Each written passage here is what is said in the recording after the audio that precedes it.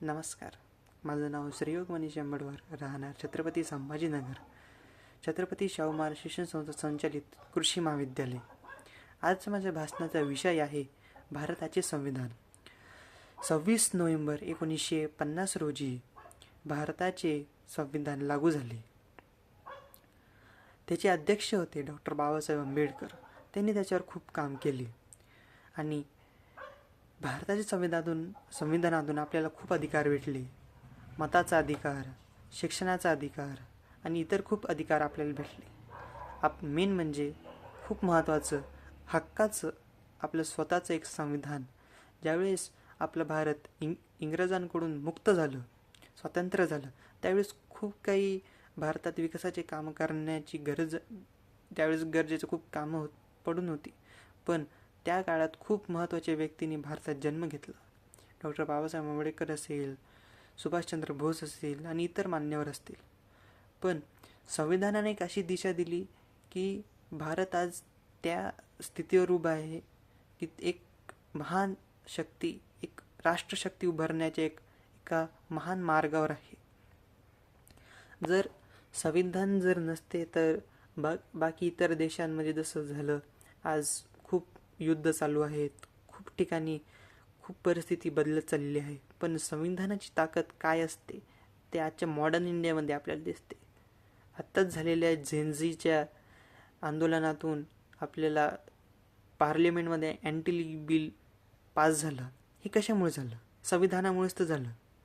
आणि संविधानातूनच तर आपल्याला शिक्षण, रोजगार, इतर जे महत्त्वाचे जे ॲक्टिव्हिटीज आहेत ते सगळे आपल्याला भेटत आहेत.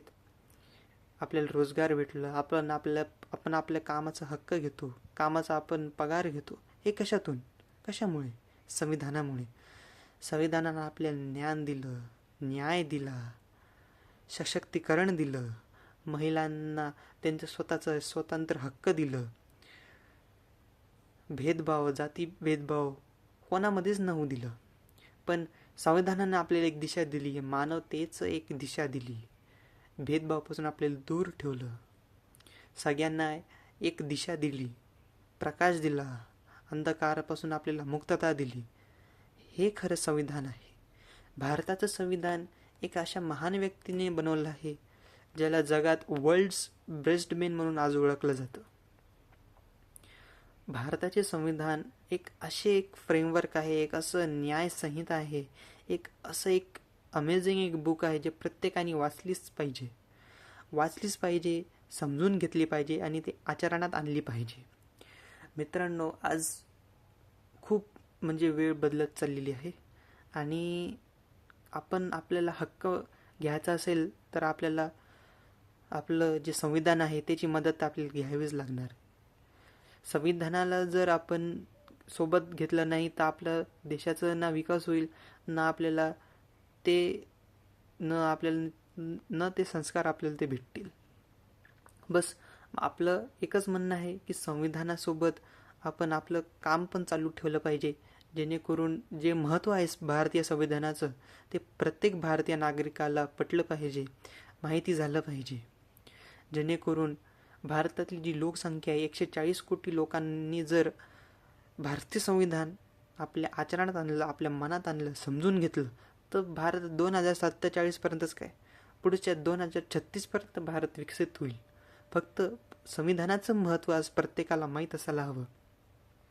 आपण कोणताही हक्क घेतो, आपण कोणतंही आंदोलन करतो, कोणतंही स्ट्राईक करतो, ते कोणी दिलं आपल्याला अधिकार? कोणी दिलं? संविधानाने दिलं. संविधान तो आपल्याला अधिकार देतो. आपल्याला जर हक्क पाहिजे असेल तर आपण आंदोलन करू शकतो आणि आपल्याला ते जे मागण्या आहेत ते पूर्ण करतात. आपली जी मागणी आपण जे सरकारला मागतो, आंदोलन करून ते आपली मागण्या पूर्ण पण होतात. हे अधिकार आपल्याला न्यायव्यवस्थेने, माननीय संविधानानेच दिलेली आहे. म्हणून संविधान हे खूप गरजेचे आहे. Right to education, right to vote, right to knowledge, ज्ञानाचा अधिकार, शिक्षणाचा अधिकार, रोजगाराचा अधिकार, प्रत्येक अधिकार हे आपल्याला संविधानानेच दिलेले आहे आणि संविधान फार महत्त्वाचे आहे. संविधानच जर नसतं तर आपण शाळेत गेलो असतो का? रोजगारमध्ये आपण ऑफिसमध्ये बसलो असतो का? एका गरीबाला जेवण भेटलं असतं का? एका शाळेत एका गरीब मुलाला एका एका गरीब मुलाला शाळेत जाता आलं असतं का? ते आपल्याला अधिकार संविधानाने दिली आहे. स्कॉलरशिप असेल, वेगळे स्कीम असतील, सगळे वेगळे कायदे असतील, हे आपल्याला कॉन्स्टिट्यूशन ऑफ इंडियन दिलेली आहे, भारतीय संविधानाने दिलेली आहे. आणि हे महान चरित्रवान व्यक्ती होऊन गेले आपल्या देशात, डॉक्टर बाबासाहेब आंबेडकरांनी दिलेले आहेत, ज्यांनी भारतासाठी खूप काही योगदान दिले. रिझर्व्ह बँक ऑफ इंडियामध्ये आणली.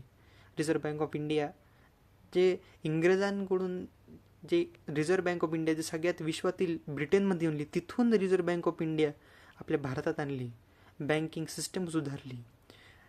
आपलं कृषी असेल, कृषी सेक्टर असेल, कामगार क्षेत्र असेल किंवा कृषी अर्थसहाय्य झालं असेल, इतर क्षेत्र झाले असतील, प्रत्येक क्षेत्रात डॉक्टर बाबासाहेब आंबेडकर यांचं महत्त्वाचं योगदान आहे. आणि तितकंच त्यांना समजून पण घेतलं पाहिजे. म्हणून भारतीय संविधान फार महत्त्वाचं आहे आणि त्याला समजून घेतलंच पाहिजे. भारतीय संविधानातील एक महत्त्वाचं प्लेज आहे, आम्ही भारताचे लोक. आम्ही म्हणजे काय? जनतेची सत्ता. भारतीय म्हणजे काय? न जातपात, न धर्म, न भेदभाव, मानवतेचा धर्म, तो म्हणजे भारत.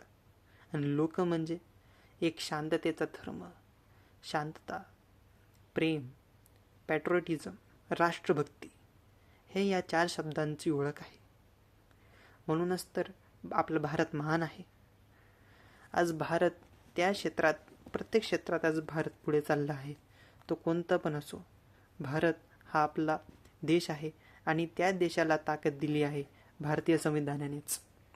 म्हणून भारतीय संविधानाचा आदर केलाच पाहिजे, ज्याच्यामुळे 140 कोटी लोकांनी ते आचरणात घेतली पाहिजे आणि समजून घेतलं पाहिजे. म्हणूनच तर आपण आज सुखी आहोत, शिक्षण घेत आहोत, काम करत आहोत. जर संविधानच जर नसतं तर आपलं देश एक वेगळ्याच वाटेवर असतं. गरिबी, भूकमरी, न जेवण, न पाणी, न मेडिकल सिस्टीम, न हॉस्पिटॅलिटी, हे सगळं आपल्याला संविधानाने दिली आहे. सिविक सेन्स, पॉलिटिकल लाईफ, नागरिकशास्त्र, हे सगळं आपल्याला संविधानानंच शिकवलं. म्हणून भारतीय संविधानाचं महत्त्व फार महत्त्वाचं आहे, इतर मानवतेपेक्षाही. मानवता तर हे आपलं महत्त्वाचे आहेच, पण संविधानाने आपल्याला मानवता शिकवली आहे. म्हणून भारतीय संविधानाचा आदर हे केलंच पाहिजे. हे माझं मत होतं. जय हिंद, जय संविधान. धन्यवाद.